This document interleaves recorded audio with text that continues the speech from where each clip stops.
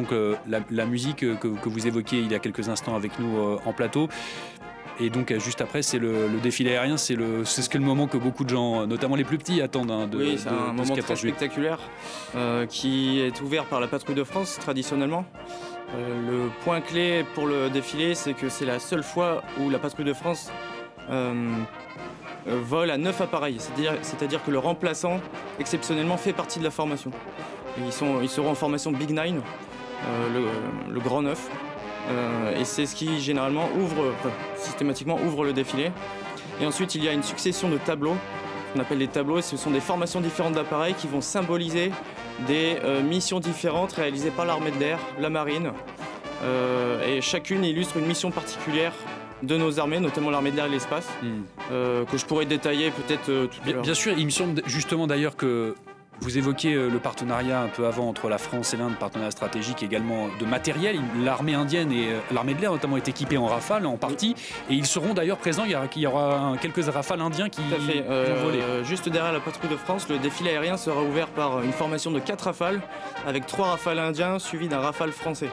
Ça illustre l'interopérabilité qui existe entre nos armées. L'interopérabilité, qu'est-ce que c'est? C'est la capacité de travailler ensemble en opération. C'est quelque chose qui est très difficile à mettre en place, qui exige de s'entraîner en amont, puisque vous avez besoin de parler le même langage, être capable de vous parler, d'avoir des communications qui se parlent entre elles, d'avoir des procédures qui sont cohérentes entre elles. Et donc ça ne s'improvise pas. Il ne faut pas attendre le temps de guerre pour apprendre à travailler ensemble. Donc régulièrement, les armées de l'air indiennes et françaises se réunissent lors d'exercices. Ils font des patrouilles mixtes, ils mélangent des rafales indiens et français, et ils font du combat aérien en patrouille mixte, où vous avez un binôme indien-français contre un autre binôme indien-français. Et d'une certaine manière, on imagine que le fait d'avoir le même appareil, ça aide d'une certaine manière à cette interopérabilité, je vais y arriver. Généralement, on dit quand on exporte de l'armement auprès d'un partenaire, on exporte aussi de l'interopérabilité. Le meilleur exemple de cela, c'est pour les matériels terrestres, c'est la Belgique qui a acheté, qui veut s'équiper du programme Scorpion. Donc c'est dans le cadre du partenariat Camo.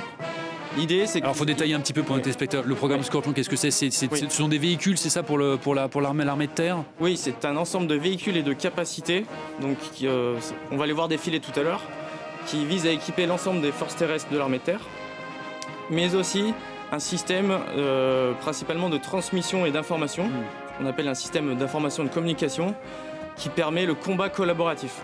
J'expliquerai peut-être plus tard ce que ça veut dire, mais l'idée, c'est d'accélérer le combat en donnant une aide à la décision aux soldats.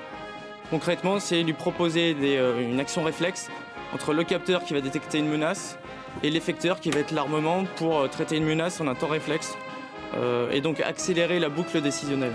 Et donc ça, en fait, voilà, c'est d'une certaine manière permettre aux militaires de réagir plus vite. D'une certaine manière, tout le monde est connecté d'une certaine manière sur le champ de bataille comme dans la société finalement. Hein. Oui, c'est ça. Le point clé, c'est la connectivité. L'idée, c'est de pouvoir avoir plusieurs véhicules qui communiquent en permanence. Et vous avez par exemple, donc ça c'est le deuxième stade du combat collaboratif qu'on cherche à développer, qui devrait arriver d'ici 2 à 3 ans.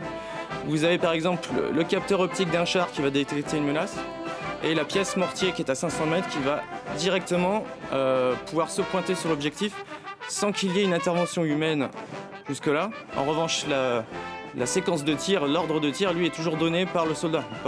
On laisse toujours un humain dans la boucle, comme on dit. Et donc ça permet d'accélérer évidemment les décisions et les prises de décision. Donc, voilà. Et comme vous l'avez dit, le point clé, c'est la connectivité. Parce que plus vous communiquez loin, plus vous avez des chances d'avoir des interférences, du brouillage, moins votre débit de données est grand. Et donc techniquement, ça devient difficile de faire ce que vous faites à l'échelle d'un véhicule sur une compagnie ou un bataillon.